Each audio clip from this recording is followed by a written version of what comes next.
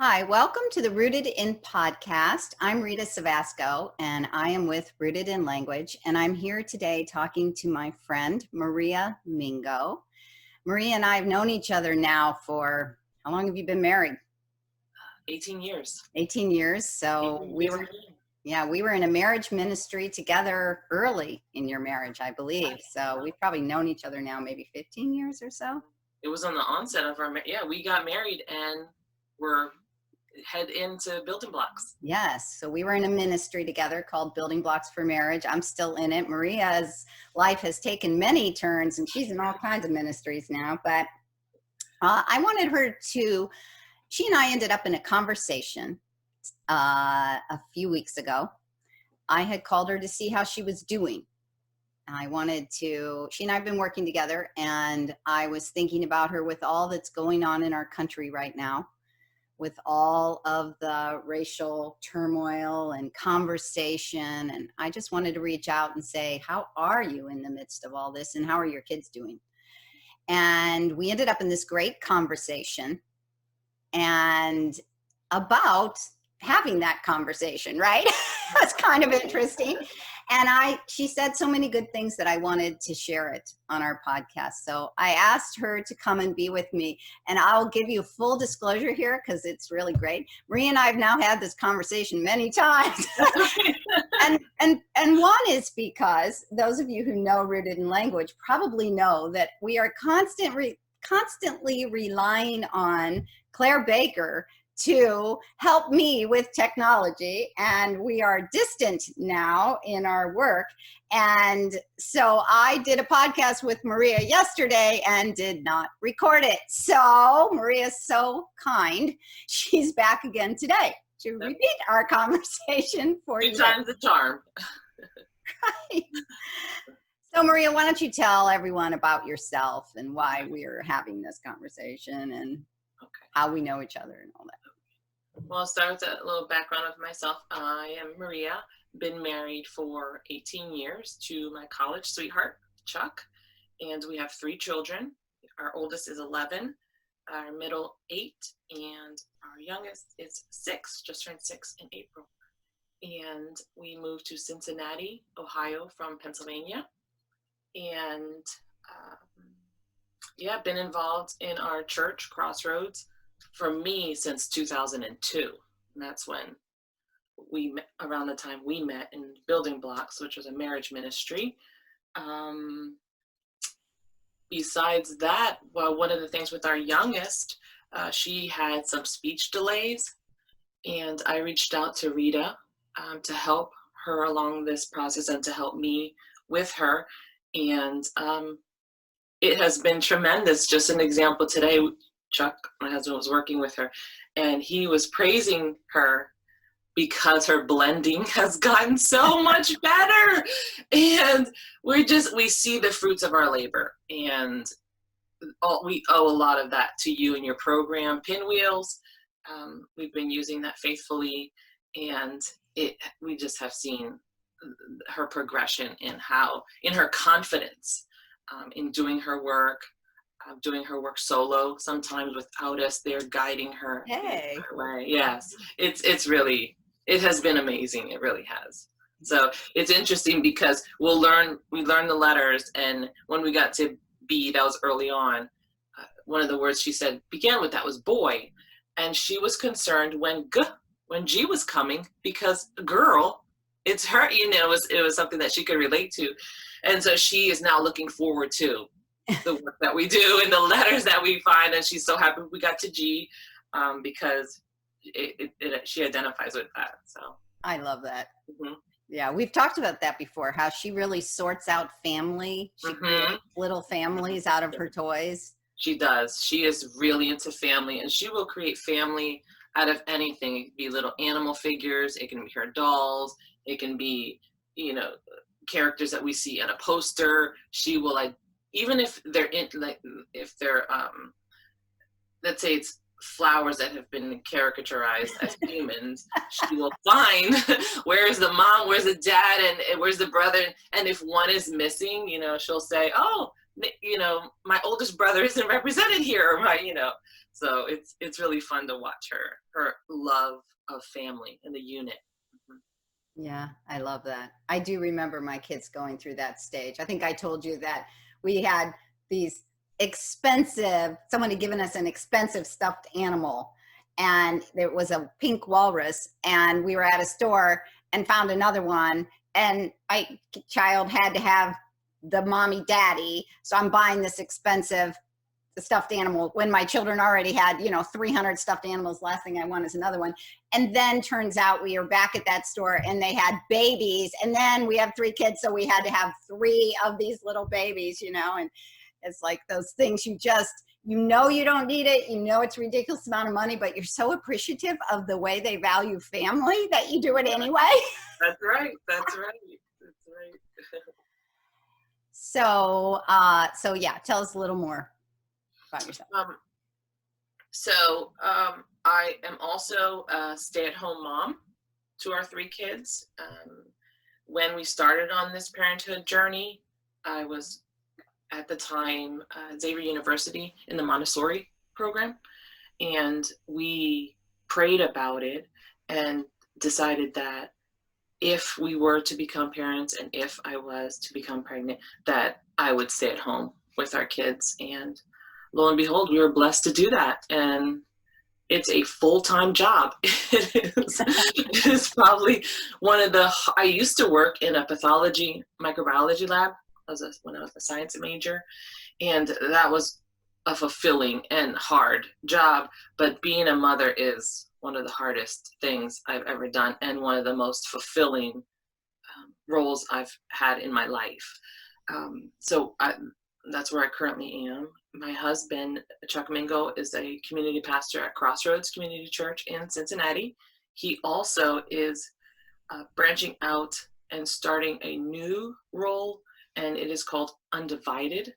And that is a racial reconciliation kind of program where he goes and he has groups of people of different backgrounds experience the history of racism from past to present. And he will do it in church organizations. He will do it in business arenas. And so God has really led him to do that full reign. He has jumped in feet first, and we are, as a family on mission, also going towards that. And so that looks like, supporting dad, talking about his work. What does that mean?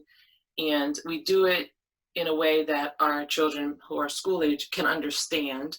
And they're always examples. Last night we had an early Father's Day dinner, and Chuck was getting some calls that he really needed to address. And he walked away from the table and he, told me he was going. And so what I did with my oldest, who's 11, I said to him, it is not a negative that dad is walking away during dinner and taking time to receive this call. I said, your dad is a leader in our community, and he is a leader in what's going on in our world. And we are here to support him. And he is still spending time with us and also doing this work. He's not leaving us. So I tried to put words, some positive words around what his dad is doing and why he's leaving and the reason for his absence. And to let him know that there are just small moments that he's leaving, but he's doing such a big thing.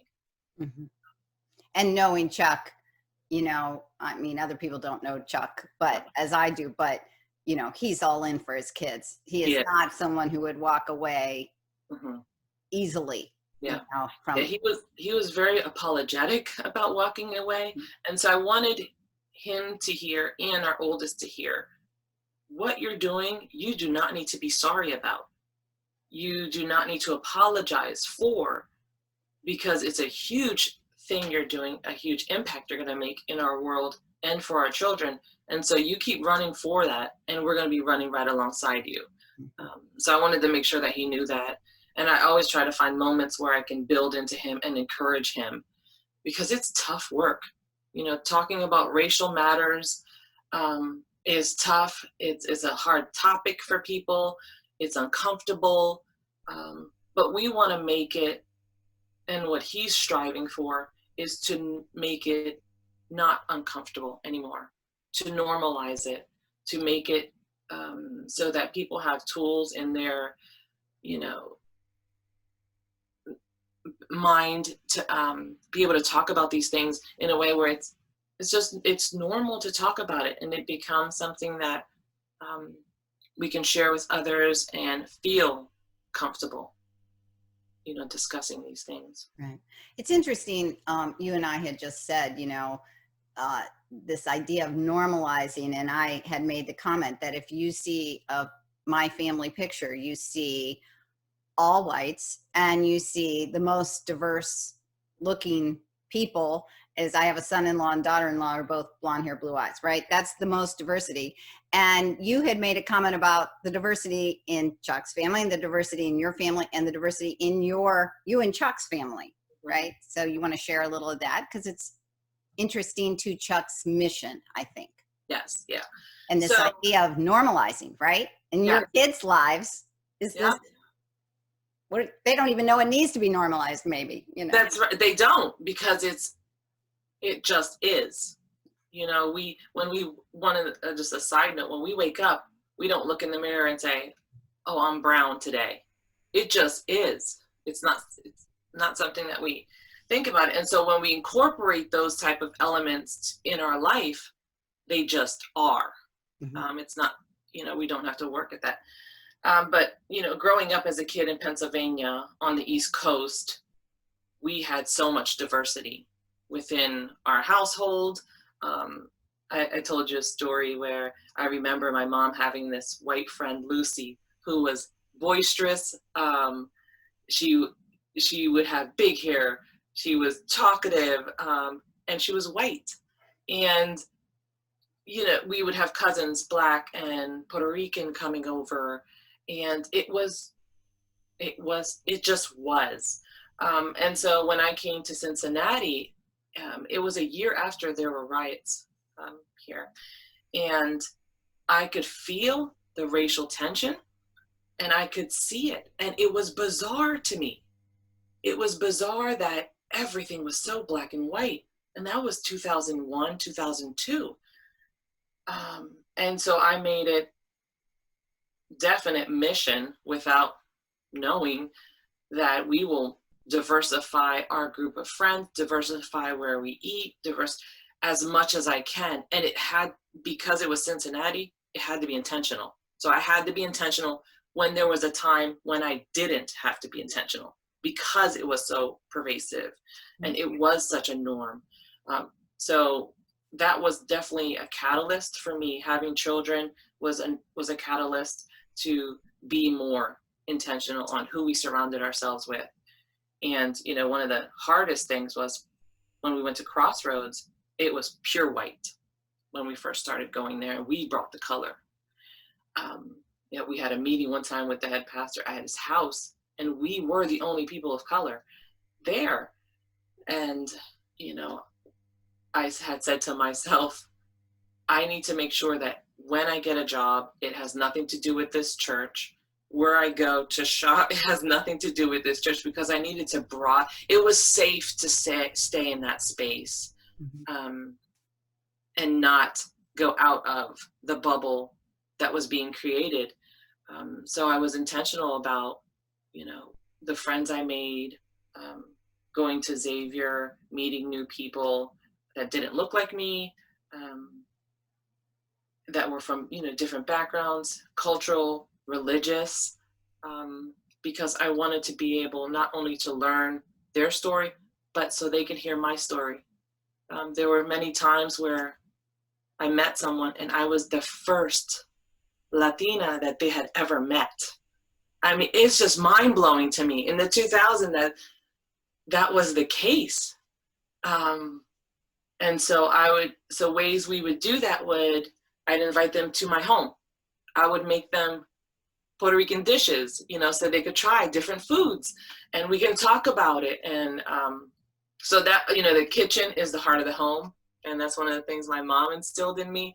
And so it was an easy gateway to access to who I was, as not just a person, but as a Puerto Rican woman. Come on in, come try some of this new food that you've never had before. And to this day, that's some of the things we do. And so when we, as a family, make meals for people, I try to incorporate, Spanish dishes. I know one time I made for you guys Mexican soup, and Rick wanted that recipe, and so I gladly shared that.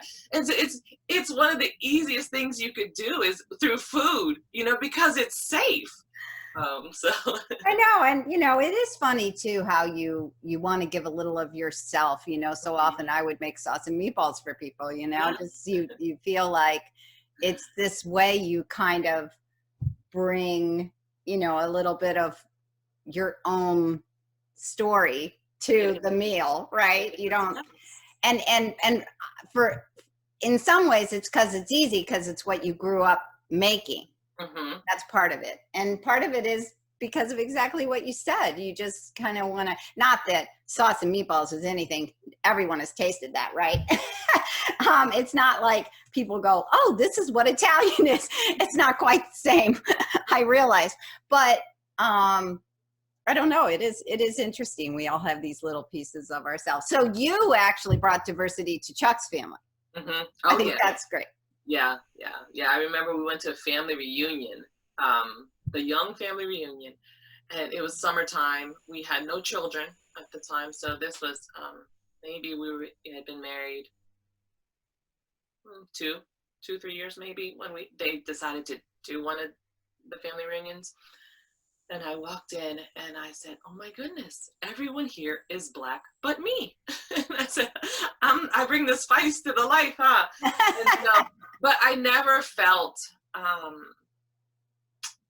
never felt like they viewed me any differently. Obviously, being Chuck's wife, they fully embraced me as part of their family. But I made a comment to Chuck when we were alone. Hey, did you ever realize or notice? And he was like, you're right. We do not have diversity in our family. And so we definitely, as a unit, bring that. I mean, definitely now that we have children, we've added, so. It is part of our problem, isn't it? Mm-hmm. I love the name Undivided, because you don't know how to fix it, really. Mm-hmm. I happen to live in an area that was very white.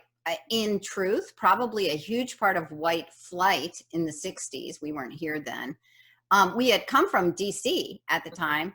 We lived in an area that probably had originally been part of white flight too, outside of DC, but our neighborhood was extremely diverse in terms of Black, brown, white, okay? A big Indian population. And not as much Latino population. I don't know why, just not in that neighborhood. But then we moved to Mason, which I think had been historically part of the white flight. And initially I felt like, oh my goodness, like what did we do? I felt very uncomfortable because I had come from a more diverse neighborhood. My kids were out playing with kids who did not look like them, right? And all of a sudden we were at the swimming pool and we were the darkest people there, right? Because we had brown hair and we tan really well, right? And then now Mason has this huge Asian, Indian, growing Latino population, growing Muslim population, and Middle Eastern population. And so it's really changing. And so fortunately for us, our schools got to look more diverse than I think. I just was thinking, oh, what's a good school system? Mm-hmm. I wasn't, because I had at that point in my life lived in an area where a good school system might still be very diverse. I didn't stop and think, oh, I'm now in a place where a good school system, I'm using little hand quotes here, also could be very white, until I got here. And fortunately for me, it was in the process of changing. So Fortunately for my kids, I should say, Mhm. right? So your kids, Normalcy, back to our conversation, which is about conversations with our kids, right? That's what I actually wanted us to kind of get to. Conversations with each other, conversations with our kids about this issue of race. I had asked you the question, I don't know if you're ready for this now, but I had asked you the question, how are you talking to your kids right now? Is it difficult right now to be talking to your kids about what's going on? So we have always talked about race, our culture, the way we talk about God and Jesus. It is just a fabric, part of the fabric of who we are. And so we've instilled in them the love of Jesus, his story, what happened, what it means to be a Christ follower. And we also instill in them pride of who they are, their Latino heritage, their Black culture heritage. And that's where the normalcy lies within us. And so we have books that have characters that look like them. We listen to music that I remember listening to when I was a little girl. And we go to restaurants that have food that is different. So those are the things that we've always done. It got harder in Cincinnati. It wasn't as accessible as it was on the East Coast. So I had to be very intentional on where we went to eat, what we went to look at, what we listened to, very intentional about that.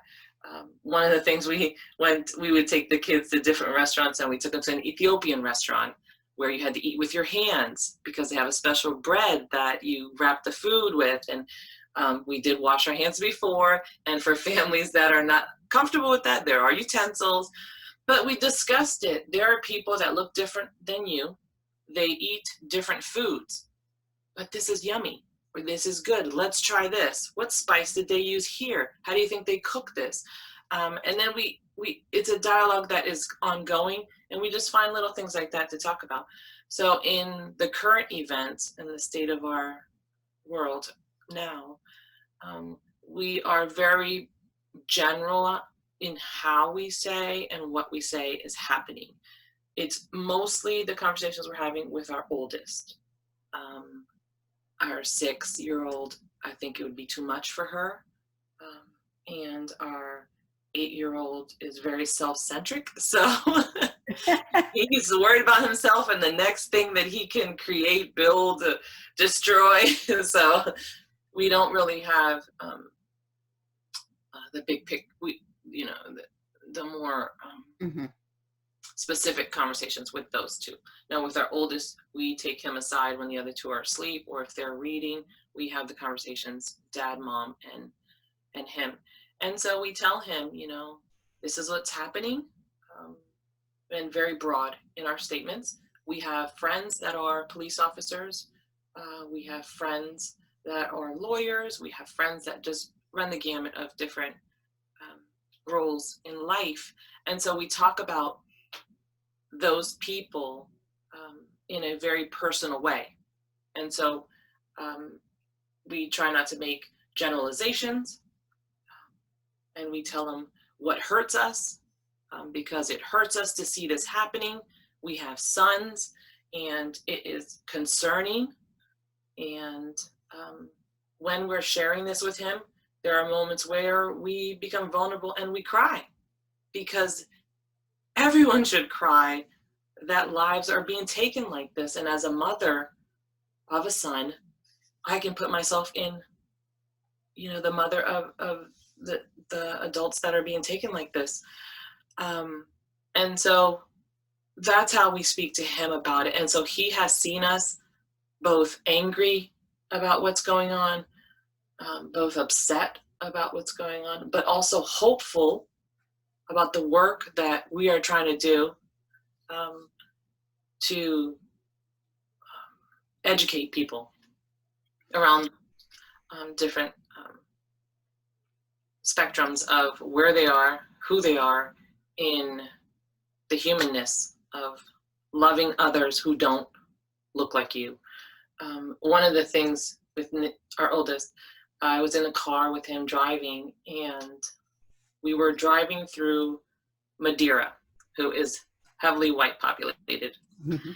And I don't know how I got on the topic of protesting and what that was and why people do it.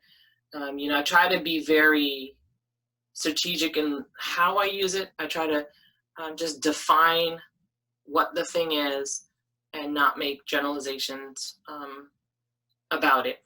And so we're driving through, and to my right, on the main section, it's a corner, I believe, where the library and the fire station were. We saw at least 100 people or more kneeling with signs. Most of them were white.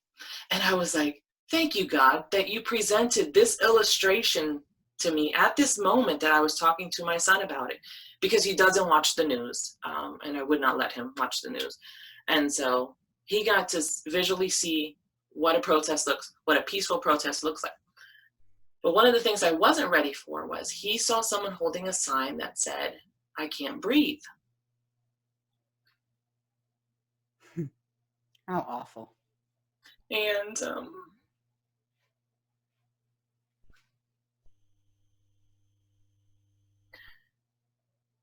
I had to tell him what that meant and why they were holding that, so that he would know and not hear it from someone else. Right.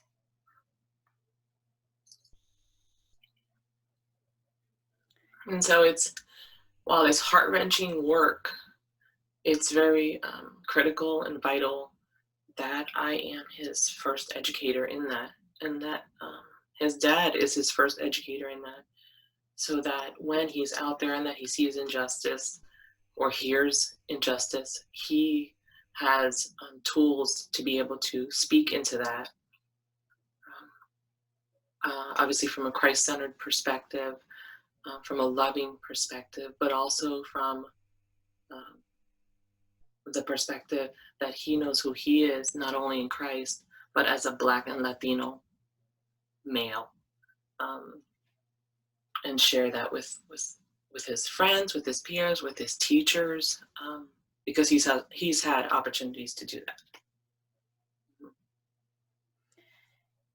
I think it's so hard when our kids are getting old enough to see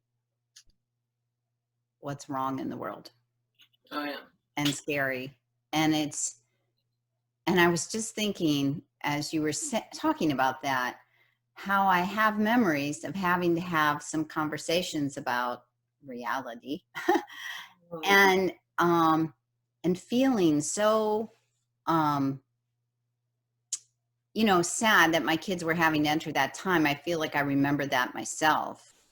And yet I had not really stopped until that moment, because I am who I am, no matter how hard I try. I hadn't really stopped to think at that moment how much harder it is to say that to your son, who potentially looks, like the victims, right? And I did worry more about my son, I will say. I think young males being stopped by police always feels a little more scary than young females. I mean, I think we think of different circumstances as being more vulnerable for our kids in different situations, but I wouldn't have had that experience that you had with your son. And Chuck grew up in Philadelphia, and he was taught at a very early age, when you get pulled over, you have your hands at 9 and 3. You are yes, sir, no, sir. You describe everything you're going to do with detail. When they ask for your registration, you preface it by saying, "Officer, I'm going to lean forward and I'm going to go into my glove box and retrieve, my papers." And I mean, talking, it sounds bizarre, but you narrate the whole entire thing. And so he grew up with that. And you know, those are the stories we share with our children. You know, when you get pulled over, these are the things you do. You don't argue back. You don't, you know, we will, if something has gone wrong or you feel that you've been wronged in any way, you just wait till they leave. You call us and we will call whoever needs to be called, you know, in that moment. But don't, you know, don't give any, you know, room for error on your part, unbeknownst to you, to the officer that is pulling you over. And so we've even had to relook how we deliver that, you know, because I don't want to instill in them a fear of police authority. I don't want to give them, you know, prejudice against white officers, because we know that that is not the case with all officers. And so we've had gut checks within ourselves on how are we delivering this information to our son to make him aware, prepared, but not instill fear and not cause, you know, biases to be rooted into him because of our experiences. So that's, you know, yeah, we have a friend, Don, he's a black male police officer, and our sons have known each other since they were 3 months old. Oh, wow. And they will be 12. And so him and his wife, they come to our house. A lot of times we have a lot of traditions with them, you know, for holidays. And we have those conversations in our home, in earshot of our sons, so that they can hear us dialoguing about it, and, you know, hear his perspective and instill in them, yes, Don is a police officer, and yes, we love him, not because of, you know, him being an upstanding police officer, but because of who he is, the character of person he is. Yeah. So that's what we try to focus on, the character of a person, and that is colorless. Right. So And you know, on every side, there are going to be sincere characters. yes. And, you know, troublemakers. Yes. And angry people who are just taking this opportunity, and, you know, right. And you're right. I think you can't get there if there's not relationship. Mm-hmm. Yes. Otherwise it's just us and them, Mm-hmm. or police versus rioters, Mm-hmm. or whatever, right? You're not, and it's good, I think, to limit what we see, because a lot of what we see is really from both sides setting us up to feel like we understand the big picture when we don't. Mm-hmm. Right? I think that's, and the big picture is always going, it feels like the big picture is always going to happen in small ways, right? It's always going to be these communities of people who interact with each other. It's conversation, right?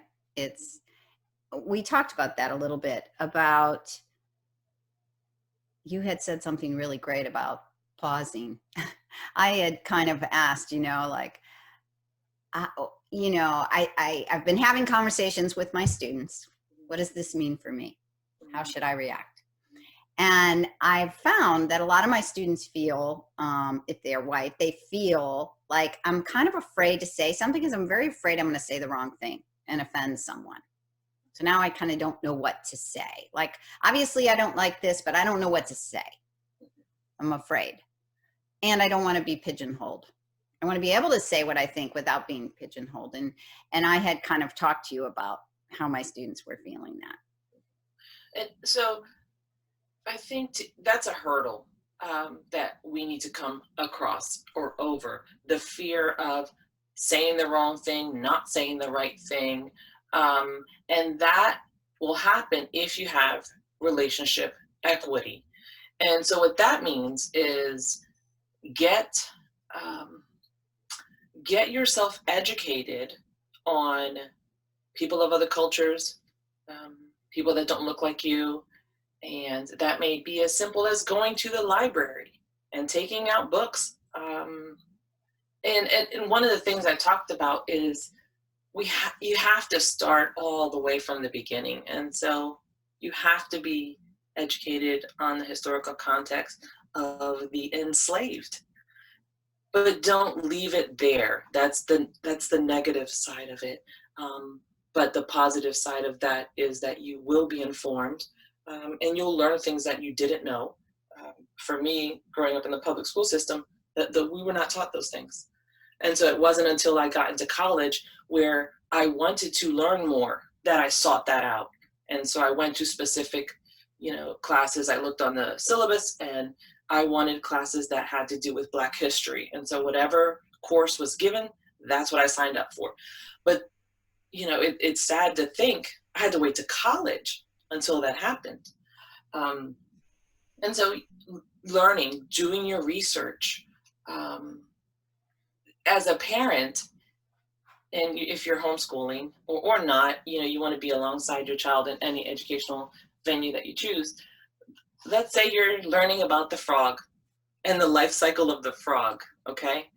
You don't stop at the life cycle of one frog and then you comprehend everything. You want to move on. What other habitats are there? What other species are there? Where are they located in relation to the map, in the global perspective? It's kind of the same thing about finding about race. So go to your library, start doing the research. Change some of the books that you read with school-age children. Look for characters that don't look like you. And one of the things you do when you're reading with your child, and let's say it's a story about a dad and a child, he happens to be Black. So one of the things I would suggest to do is say, look at this daddy, he's playing with this little girl, and it's kind of like when dad plays with you. That brings normalcy when you use dialogue like that, instead of saying, look at this Black daddy with this Black girl and they're playing a game. You know what I mean? Because it's playing with your dad is not race specific. And so changing the terminology on how you describe color, not saying the white skin is normal, but someone of brown color, you know what? They have more melanin in their skin. Go more scientific with your description. And that you have to learn about that, we have less melanin, they have more melanin, and you can go into that, scientific terminology, but doing that research. That's what, the places you visit, locally we have the Cincinnati Art Museum that we can go to, and you can pick an artist that is of color, whether they're Latino or Black or Asian. You can pick a piece of work that maybe depicts a different culture and do research into that with your children. Even if you don't talk specificity around race, maybe the type of style that was used. How is that different from this type of style? We have the CAC, the Contemporary Art Museum. We also have the National Underground Railroad Freedom Center. Is a place in Cincinnati, and that's based on the history of the Underground Railroad Freedom Center. That happened, and Ohio was very pivotal in that movement. Because of the Ohio River, right? Yeah, because of the Ohio River. Mm-hmm. And so I did just a quick Google search, and I came up with, I'm going to share this. It was blackmuseums.org. You can go on there, and it has a list all the states in the US that have some museum that is specific with Black history, Black culture. I was looking it up, and I found one that was specific to the Civil War, and its subject matter was Black and Hispanic. I've never seen anything on Hispanic culture in this, never. So, and it's in DC, I think it's in DC. And so I told my husband, I said, oh, we're making a field trip, when this is over. That's another thing. Just have field trips. We have, field trips to the zoo. Have a field trip to a museum that you've never been to. Because one of the important things as parents, our children watch not only what we say, but what we do. And so we have to be the ones to guide them through that. So, they have to see us reading the materials. They have to see us investing in time to want to learn, to change some of the biases that have been instilled in us at a very early age. There has been research that children know about and can distinguish racial identity as young as 3 years old. And how do they learn that? From their parents. It's not something that is innately instilled in them. They will see it. If they, go to where they live in their neighborhood, who lives around them, the place of worship, who are the people that are there, their physicians, what do they look like? Kids notice all of that. And those are the filters that they start seeing their world through. And so we have to be intentional about diversifying that, and I'm not just talking skin color, while this is very important, and this is why we're speaking to each other, but even gender. I made sure that our pediatrician, which was hard to find in Cincinnati, Ohio, he is from Panama. He's Asian, speaks Spanish. He majored in heart. He's a heart surgeon. He's a pediatrician, and so I was like, yes, sign us up. But he had female doctors there as well. That was very important to me. So we had, I don't want to mention her name, and she was white. She was from New York and moved to Cincinnati. Absolutely loved her. Absolutely loved her because she brought what I like to say the East Coast flavor to Cincinnati. And then he had another physician there. She's Black, and she actually lived in our neighborhood. And so we see her outside of the office. We see her walking her dog. So that's it. It's just being intentional with your sphere of. By the way, I just want to say you're not in the ritzy neighborhood. I mean, no.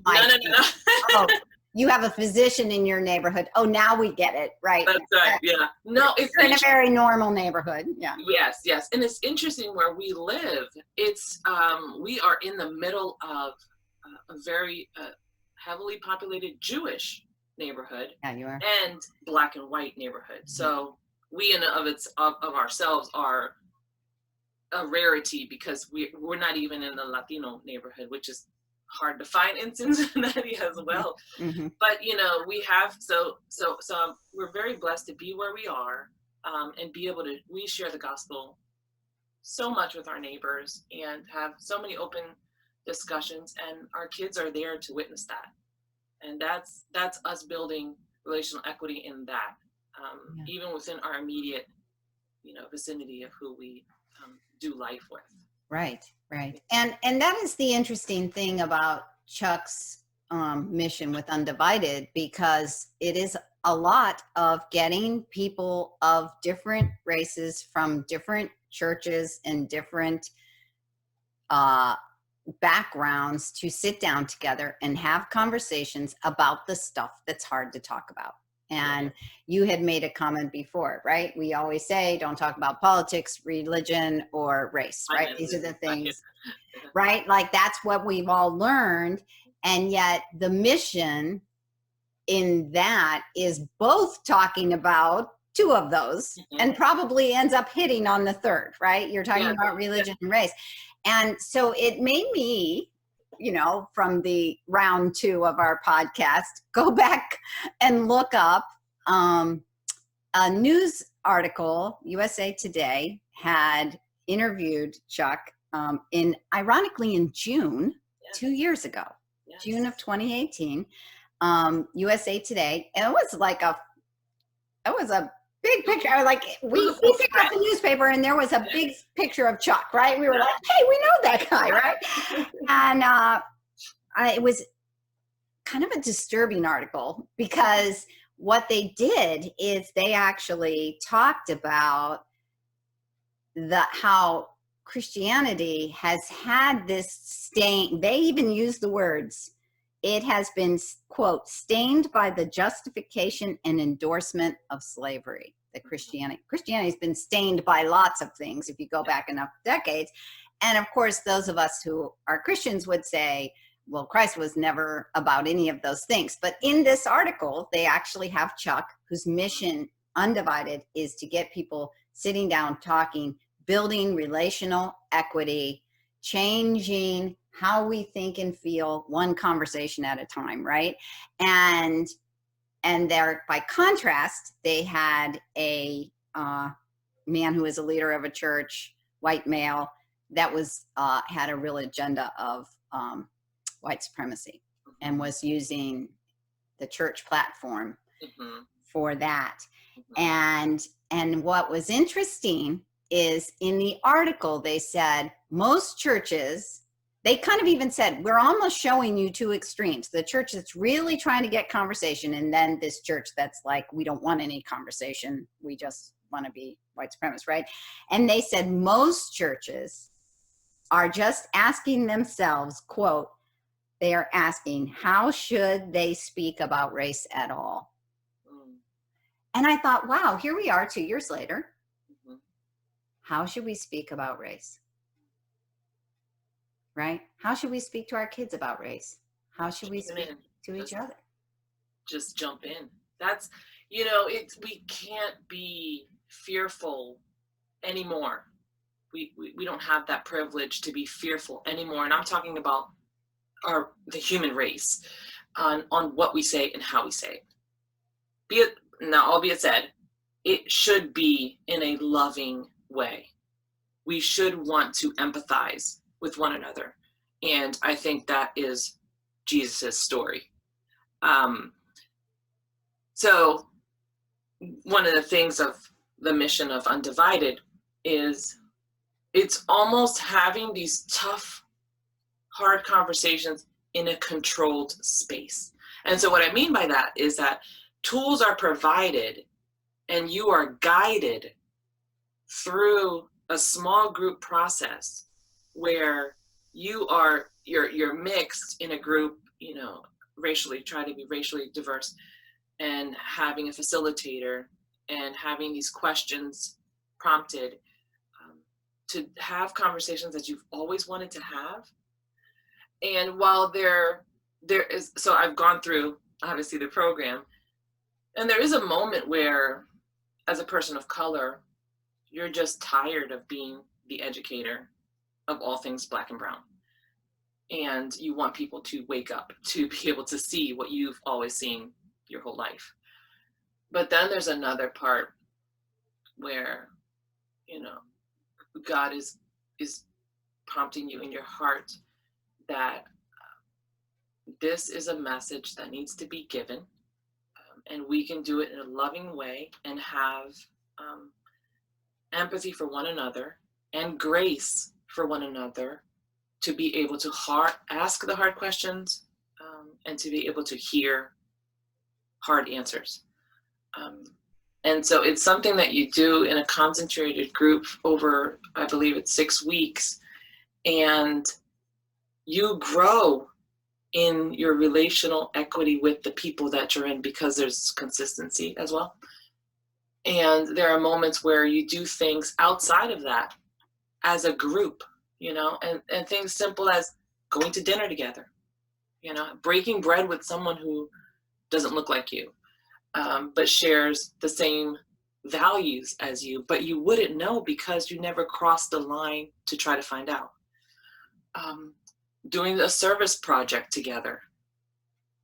You know, we all want to give to others in various ways, whether you serve to feed the homeless, whether you make care packages for soldiers, you know, one of the things we did was we would actually make these meal packets for families in Africa, and we would do it in our church.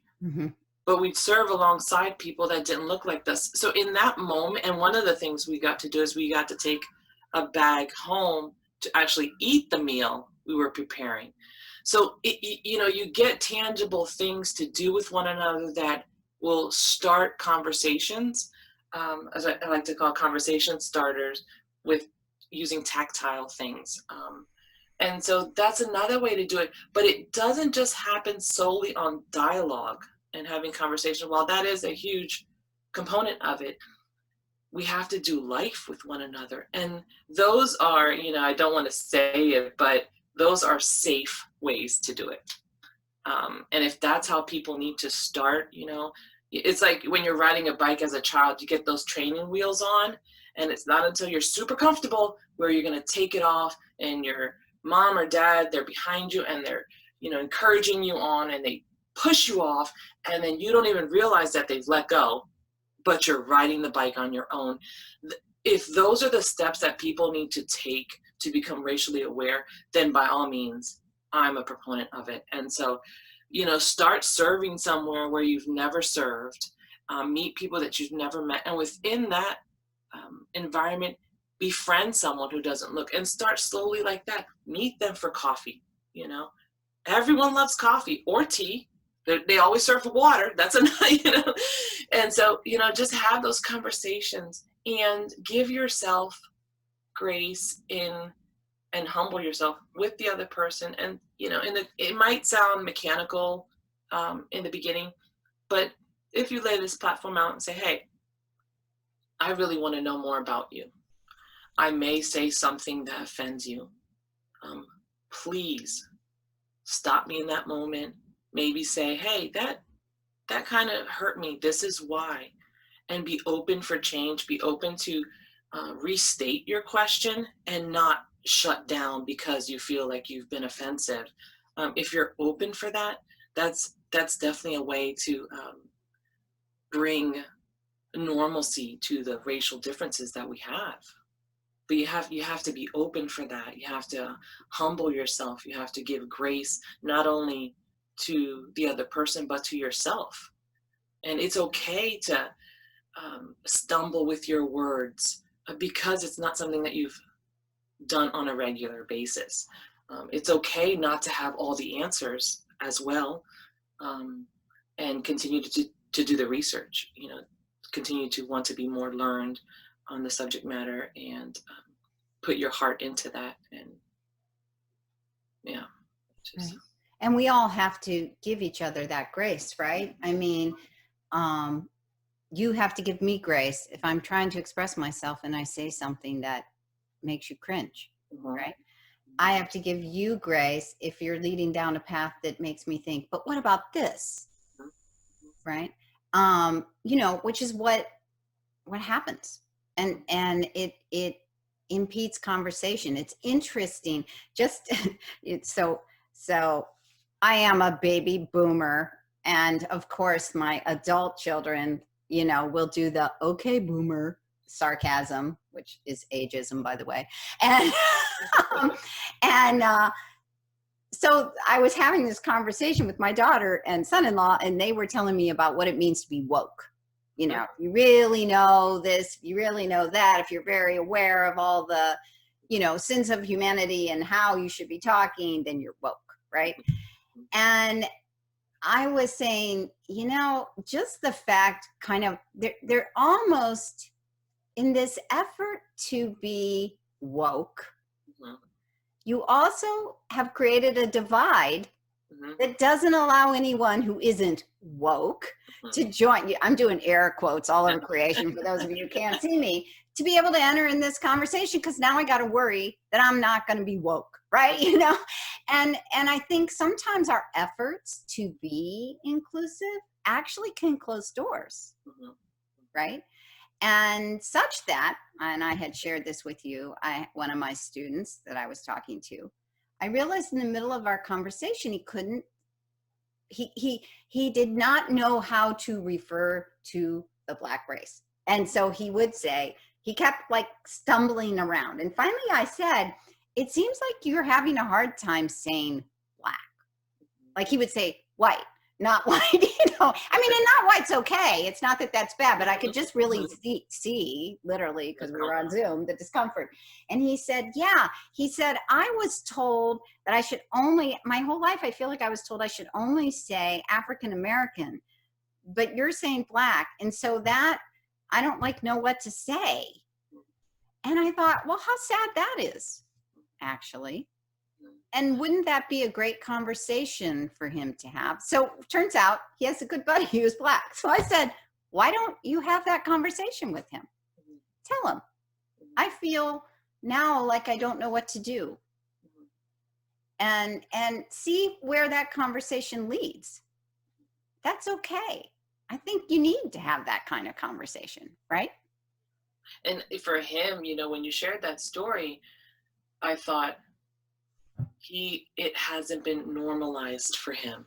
It hasn't. It hasn't been normalized. And how hasn't it been normalized? Well, what has he read? What books has he read about people of color? And are the books that he's reading, books only on enslavement and the struggle, and books that have words that were derogatory? And so now everything must be derogatory. Normalizing it for him is giving him experiences outside of what he's used to. And so, the library is such a great free resource to go look up Black lives, look up Black history, look up a cookbook written by a Black chef. Like, those are safe things. Hey, Black people cook. Yes, they do, because they're people. So, when you can say people cook instead of white people cook, Black people cook, obviously still be cognizant of the race of each individual, but not pigeonhole it into that specific category. That normalizes it for him. That will normalize it for him. The books, young adult reading, I know they have out there, Christian authors, Black Christian authors, non-Christian authors that are people of color. And he can read one of those books and insert himself into that story, because the only difference would be color. That's how it normalizes. And one of the things that we do as parents, when our oldest is assigned reading material, I read those books with him. And in reading that, I not only get to know the content of what he's reading, but it enables me, it gives me a tool to open discussion about what he's reading. So he's reading books on Indian culture and what does it look like over there. And so I tie that into some of the serving opportunities we have at our church, where we fight the sex trade industry, which is huge in India. And some of that subject matter was spoken about in the books, but in a very clean way because of his age. Mm-hmm. But I tell him in a broader sense, what does that look like? What are we doing to combat that as Christians, because we love those children? And so that's one of the other things, is having that parental involvement and also be interested in the things they are interested in, and bringing it back to real life, bringing it back to real situations. That's not just this, while this is a novel, it is based on truths. Here are the truths. Let's talk about those truths. And guess what? Mommy does not have all the answers, so I'm going to do more research and we're going to talk about it more. Mm-hmm. And, so I am also humbling myself, giving myself grace. And you know what? I may have said that wrong, or I may have said that incorrectly. I didn't have all the data. Let me go do some more research. Let us do more research together, and come alongside that. And, let's go. There's lots of Indian restaurants in Cincinnati. Let's go order some food from, if you've never done it before and you don't feel comfortable, order takeout. If you don't want to go into the restaurant, order the takeout, eat it at home. That way you don't feel like you may offend someone if you don't like the flavors, but talk to your children about the flavors. If you have the spices in your cabinet, bring them out so that they can see, oh, mommy uses this same spice that they use in a different way, and this is how they get that flavor. This is how I get my flavor. So that's one of the things, I had shared before. food and the kitchen are huge, open, friendly spaces for us. And that's one of the things we do in sharing our culture. And it's an easy way to open the horizon for your children to think about things in a bigger sense, in a global perspective. It's a safe, way to do it. I know people are trying to find ways that are safe and not offensive. That's one of the ways to do it. And encouraging him to invest more in his relationship with his male friend, and say, hey, you know what? You can talk to him about race topics, and maybe you preface it by saying, hey, dude, I may say something that hurts your feelings. Please tell me. Or I don't know much about this, and I really want to learn more. Can you share about this? I know you don't have all the answers, and that's the other thing, is not every person of color, not every person of color is an encyclopedia to the world of color. Exactly. So that's the other thing, you also have, as a white person, you also have to do the research outside of just meeting one person. You can't, or you shouldn't, put the burden on that person to be the answer to all things, because your relational status is void. You're just looking at them as an info getter, not as a friendship to build. Right. So yeah. Right. Well, and I think we have to be honest with our kids too about our own. If we are always truly digging into ourselves, what's inside, to say, I can get this kind of reaction point around a lot of feminist issues. And I can be pretty strong about that, and in my home, right? Because it's kind of like who I am, and here I am in my home, right? And so there have been times, where I've said something and I think, yeah, that was really me and my stuff and my baggage, right? And that's not really the way I want my kids to say it, to present it, to react to it.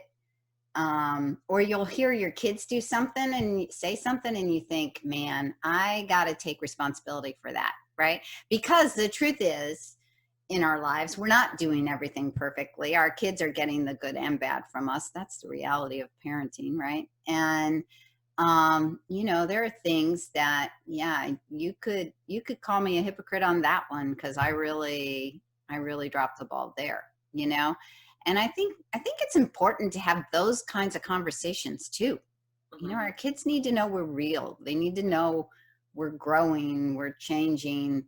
They need to know this is hard for me. I'd shared with you a situation that was around feminism that is hard for me. It's just hard for me. And it pays to say, this is hard for me and here's why. That's a point of growth. Even though I'm maybe not on the same page as you, I have taken ownership in examining whether everything I think is fair. And how much of it has been what I decided years ago was the situation, You had you asked me to talk about the pausing in conversations, and I'm not sure I touched on that. So if I didn't, I'm going to now. If I did, apologies. I'm just going to reiterate. But when having conversations, I know growing up in a household of Latinos, we wanted to be heard. And so we're speaking, louder than the next person or more, we're not allowing for what I like to call the pause in between. And that's something I've had to learn when talking with someone about, a tough subject matter or not tough subject matter. You just want to hear about their day. Giving a pause is so crucial because it shows the other person that you're really, truly listening. It allows room for you to reflect and empathize on what you've heard and what they've said, and your emotion. If you're when you're talking racial matters, it can be very emotional heavy in that moment.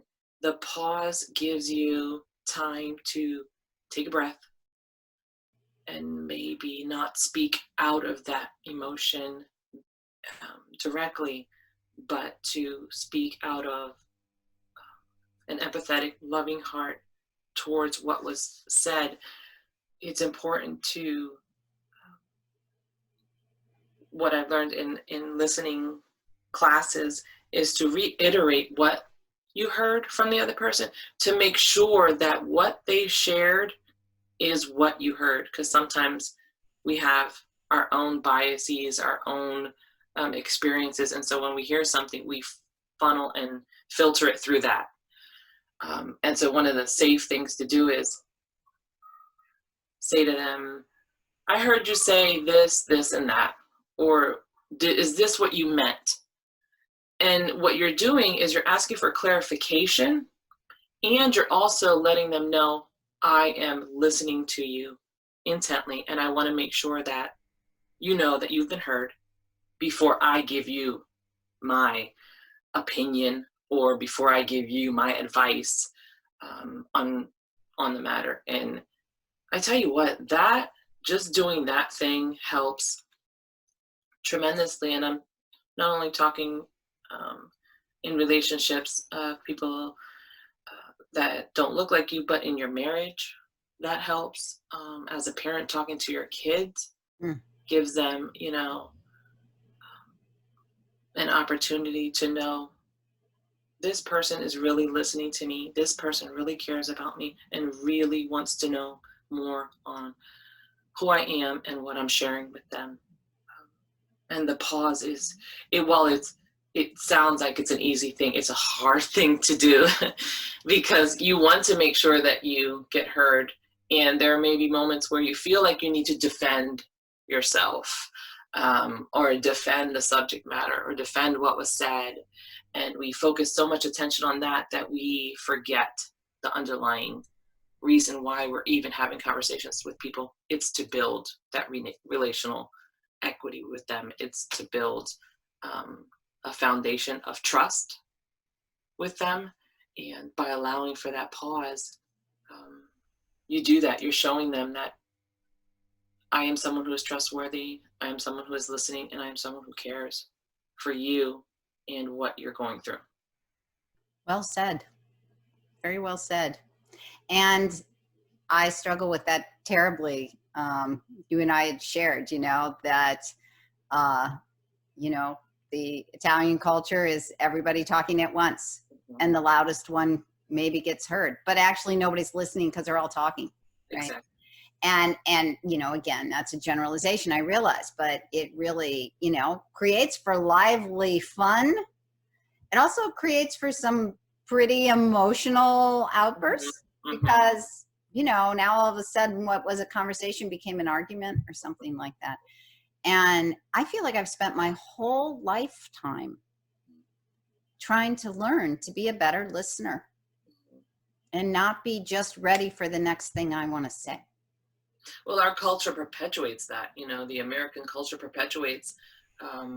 If I have an idea, I want to say it. I'm going to say it how I want to say it, regardless. If I want to do something, I'm going to do it regardless, because it's about me. And so that's something that's perpetuated. And if you don't run for that, or if you don't lead with that, then you may be considered weak. You may be considered, you may be the last person picked, to play tag, that sort of thing. And so you're right. It's not, the other side of, if you're in a family like we grew up, you start to think, well, I'm not going to share what I wanted to share because they're going to overpower me. They're going to say what I said was dumb. They're not going to listen to me. And so that can infiltrate into your life outside of that. And so, what I had to do was I literally took classes that taught me how to listen and taught me how to, hear other people. And in building blocks, one of the you use different techniques and different variations of things to enable you. And I'm a tactile learner. And one of the things they suggested it's called the Potholder Technique. And you literally are holding a pot holder and you're talking with your spouse. And the person who holds the pot holder at that time is the one who will be speaking, and the other person listens. And so when you're finished, you hand that over, and they in turn will reiterate what you have said to clarify, to make sure that what we're talking about is the same thing, before we head into this conversation. And if you, as the speaker, felt heard, then they continue. If not, you take the pot holder back and you restate it in a way that they will understand, and so you keep doing that type of formula. And in the beginning, it is so mechanical and robotic, it's bizarre. You're really, this is the way I need to be heard? This is the way we're going to have this conversation, just handing this back and forth. But after you do it, it's like exercising a muscle, right? And so when you do anything, when you exercise, you'll come back home and you'll be sore, but you do your stretches, you soak, you do all of those things. You take your vitamins and you go back, do the same exercise. Eventually, that exercise will no longer cause you soreness, right? You will have built it, it will be stronger, and it will actually help other muscles in turn become stronger and less sore. Same thing with using techniques to talk to people. And we've used that, throughout our marriage. We've been married 18 years, and sometimes we don't have a pot holder next to us. Sometimes it may be lip balm. Sometimes it may be water bottle. But what it signifies to the other person is like, this conversation we're about to have is very important to me, and I do need to be heard. Without saying all of that, because I've grabbed the object and they know that signifies something. And so they get in the headspace that, okay, they are serious about this conversation. I am now going to prepare myself to listen, to be empathetic, and we're going into this. So it prepares your heart, and not only your mind, but your heart, importantly, to listen to the other person because I love them, because it's important, and because we practiced that technique numerous times. It no longer is robotic. It becomes natural. And it's interesting thinking of this in a marriage, in a family, in the larger world, right? That your choices are to either, just start with marriage, are either to figure it out and develop these skills, or face the consequences of not, which always end up looking ugly. Either we don't talk to each other at all or share anything that's real, or we're yelling at each other, right? And so, we learn these things in our most essential environments, but we may start out with skills that came from our home environment, which might not have been, as skilled as we want it to be, as positive as we want it to be. So you're right. You work on this where it's safe, hopefully, and you learn it, and then you can do it in situations that feel more scary to us, and it kind of goes back to talking to our kids. I found teaching my kids how to manage conversation respectfully, within our family, to actually be a very huge challenge, one I did not anticipate. You know how when you become a mom, there's a whole bunch of stuff you did not anticipate was going to be hard. Or you didn't find in a book. And you didn't find it in a book, right?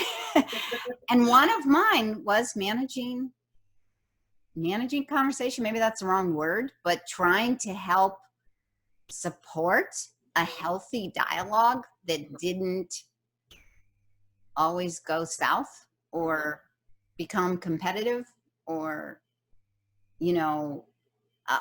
shut out the youngest, less able, all of that. And that's a good way to put it, having healthy dialogues, and it looks different for different people. Obviously, age is an easy example. I don't talk to my 6-year-old the way I talk to my 11-year-old, because she can't comprehend certain subject matters. So I may use visuals for her. I may use her dollies to share the story or to describe what I'm trying to do, or we'll draw pictures, and within that picture, I'm telling her a story that I need her to know, or a subject matter that I want her to learn in a way she understands. So, and with my son, hey, we're gonna go ride our bikes because you like doing physical things. I like doing physical things when I'm having hard conversations. So we're gonna do that, and we'll have that conversation together in that environment, in that realm. And I think that's important. When you have conversations with different peers, you have to gauge, how are we going to have this conversation? How are we going to have healthy dialogue? How is this going to go? The way I talk to my husband is different than I talk to a girlfriend. Mm-hmm. And we can do that in all facets of our life and incorporate race into it, because that's very important. And when that becomes normal, that's such a word I want to use. Like, I know, I love it though. it's like normal pause. Like normal pause is a t-shirt I want to make. Just, when it becomes normal, you'll see the person of color, but you'll also see the friend that you've made, the relationship that you've made. And that is where the normalcy lies. I'm going to go see my friend. I'm not going to go see my Black friend, and, Yeah, right. and not making it a checkbox you need to check off, but something that you want to integrate into your life, into who you are. And foremost, for your children, they have to see you implementing these things. They have to see you doing these things, also saying the things, and not just, inundating them with information, but they have to see the change within you, and they will follow suit with that. Like, so one of the things, I love tea, and I love loose leaf tea, drinking it like that with no added sweetener, to really appreciate the flavors of the herbs and spices that are in that. My children love tea because they've seen me enjoy tea. They've seen me learn about tea. There's a tea house I take my oldest to, and he talks, we don't go there often, but he talks about that like we regularly go there on Friday mornings, because I've instilled in him an appreciation for tea, how to drink tea, and we have great conversations. So I build into that experience an educational factor, but I also build a relational exponent in that we are building as mom and son. I am building into that relationship equity with him. I'm giving him a broader perspective on beverages, and it's just tea, that we're speaking of. But within that, I'm creating an experience outside of what I could do at home with him. And he enjoys it, and he's able to talk about it, and he becomes knowledgeable about it, and it becomes normal for him to ask for a cup of tea and know how to drink it, know how to engage with people who drink it, know how to discuss it. And so I chose that topic because it's close to my heart. It's something I enjoy. It's safe. But that's the same, I see that the same way when I'm introducing a new culture to them, and books are always my go-to in order to educate them. So I fill our house with that, whether I purchase them or borrow them.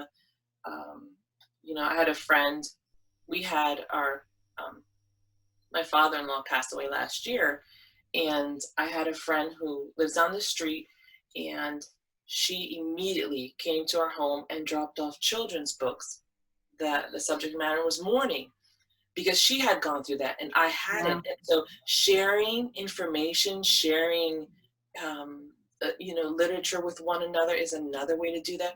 And those books were so impactful for us.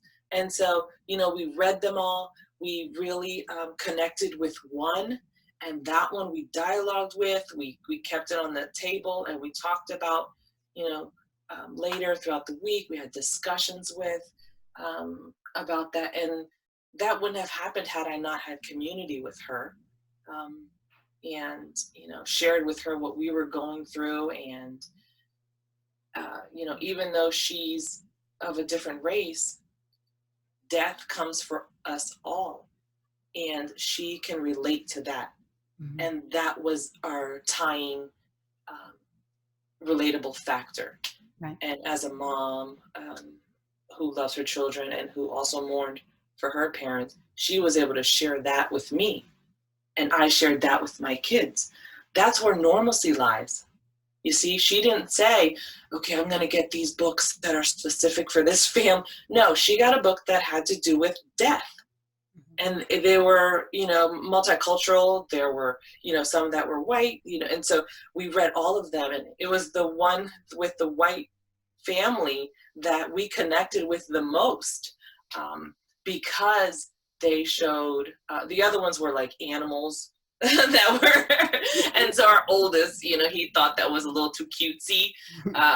And then there was another one where it just didn't connect with us. And the other one, it just, for some reason, the story is what we connected with. And, we shared that with our school has a on-hand psychologist, therapist for the kids, kind of a guidance counselor. Mm-hmm. She's all of those things. And we shared that book with her so that she could put that in her library, to be able to share with other families. And again, it's because we have that relationship. So we're just passing it on to one another. And you have to be willing to, she could have said that's not for us, or, that the subject matter, we need it to be this or that, but she was open to receive, and I was open to receive as well. So just allowing for that space and that pause. I love so much of what you said about conversation and how we talk to our kids and how we talk to each other. That respectful listening and sharing and choosing to connect and try to build normalcy. It's a good challenge for me. I really appreciate your time. Really, I do. And I've loved all just talking to you so much. It's been great. So I feel ready to wrap up. Do you? I think Maria and I could do this, every week. We could, right? We'll become pros at it. I thank you for the opportunity. By no means am I an expert. This is my story, and I've shared, my experience as a mother to 3 beautiful, beautiful children, and my life experience. And I just hope that, they hear my heart and hear that I just want, I want everyone to become educated. That is probably the driving force of what I do and what I speak for, is to become educated. And the more educated you are, the more open your heart will be to receive, to share, to listen, and to become more empathetic. And, lead with prayer. That's one of the biggest things we do. I didn't touch on that as much, but leading with prayer, because, if God is behind you, it's just, you can do so many things, and in a loving and compassionate way. So yeah, if I had a banner, it'd be, do your research and become educated. If not, for your children, and for who they are to become, because they are the ones that will be, leading what's happening in our current times. So yeah. Amen to that. Thank you. You're welcome. So apparently I need to ask you to be sure to like us if you enjoyed this podcast, because I guess that matters, me the boomer. And do follow us on Facebook and Instagram. We are Rooted in Language. We are all about that learning happens best in relationship. That's actually was a big part of my mission in working with kids. I believe that they learn best when they have a relationship with me and they know I care about them. And I believe their primary caregiver is the one who needs to be the biggest helper in their progress. So that was really our mission in Rooted in Language, is to try to help parents and educators everywhere to help young learners, especially struggling learners, in reading and writing. So that's what we're about. And obviously, what education means is bigger than we sometimes think of it, right? And that's what's our conversation for today. So do follow our podcast and check out our website. And thank you for joining us today. Thanks, Maria. You're welcome.